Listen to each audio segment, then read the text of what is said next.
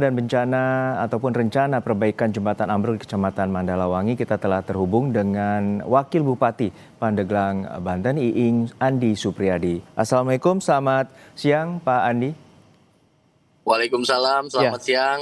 Ya, Kang. Ya, Pak, untuk saat ini sejumlah murid kita ketahui bahwa pada hari Senin hingga Rabu kemarin harus bersusah payah dan juga dalam berisiko untuk berangkat ke sekolah karena ada jembatan ambruk. Lalu saat ini seperti apa sebenarnya proses perbaikan untuk jembatan itu? Yang pertama tentu kami sangat prihatin atas terjadinya musibah jembatan ambrol tersebut, dan kemarin begitu kejadian kami langsung memerintahkan Dinas PUPR untuk meninjau lokasi dan mereka sudah melakukan tinjau lokasi. Kemarin juga kita berkoordinasi dengan Camat Kecamatan Mandalawangi sehingga Camat dengan Kepala Desa dan warga melakukan swadaya sementara untuk penanganan jembatan tersebut supaya bagaimana para siswa bisa melakukan aktivitas untuk melaksanakan sekolah di pagi hari dan sore hari. Dan ke depan karena memang jujur saja keterbatasan anggaran Kabupaten Pandeglang yang menjadi kendala pembangunan di Kabupaten Pandeglang, maka kami langsung berkoordinasi dengan pemerintah Provinsi Banten dan pemerintah pusat.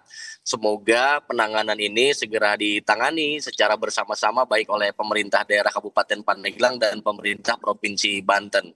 Seperti itu. Oke, untuk saat ini sebenarnya butuh berapa lama Pak agar jembatan ini dapat kembali dibangun secara permanen? Untuk pembangunan itu butuh perencanaan dari pihak dinas atau konsultan. Tentu ini membutuhkan waktu yang lumayan cukup lama, tapi sementara mudah-mudahan kami bisa menangani jembatan tersebut secara sementara lewat belis dan lain sebagainya. Yang terpenting bisa dilewati oleh masyarakat yang beraktivitas di daerah Sinarjaya tersebut. Ya, tentu yang ini sangat membahayakan bagi murid sekolah dasar yang ingin bersekolah. Dan untuk saat ini apakah ada akses alternatif bagi para murid agar bisa kembali bersekolah dengan normal dan aman? Untuk akses sementara memang ada, kemarin juga sudah disurvei meskipun jaraknya lumayan cukup jauh, namun demikian jalan tersebut akan kami fungsikan untuk supaya aktivitas masyarakat tidak terhambat seperti itu. Dan yang terpenting hari ini kami sedang fokus melakukan komunikasi dengan Pemprov Banten supaya bisa ditangani secara segera, karena ya itu tadi kalau mengandalkan keuangan daerah Kabupaten Pandeglang, maka anggarannya itu harus masuk di anggaran perubahan atau di akhir tahun anggaran. Tapi kami akan mencari solusi-solusi yang tercepat supaya penanganan jembatan tersebut segera ditangani secara cepat. Ya, Pak, untuk saat ini sebenarnya terdampak SDN Sinarjaya betul, dan apakah juga ada alternatif untuk melakukan pembelajaran jarak jauh demi keamanan anak-anak di sana?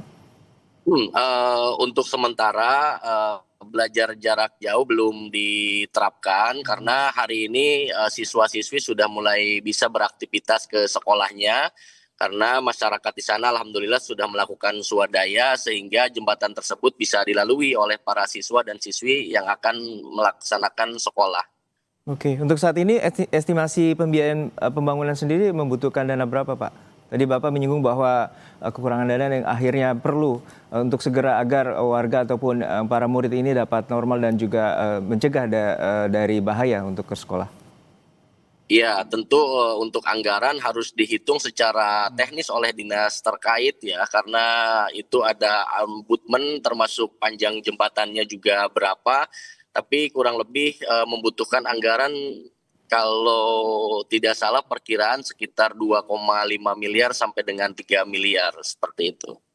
Oke, kami harapkan bahwa proses pembangunan jembatan ini dapat berlangsung secara cepat agar para murid untuk bersekolah dapat kembali aman dan juga warga dapat melintasi akses ini dengan baik. Terima kasih atas waktunya Bapak Iing Andi Supriyadi, Wakil Bupati Pandeglang, telah berbagi informasi bersama kami di Kompas Siang. Sehat selalu, Pak.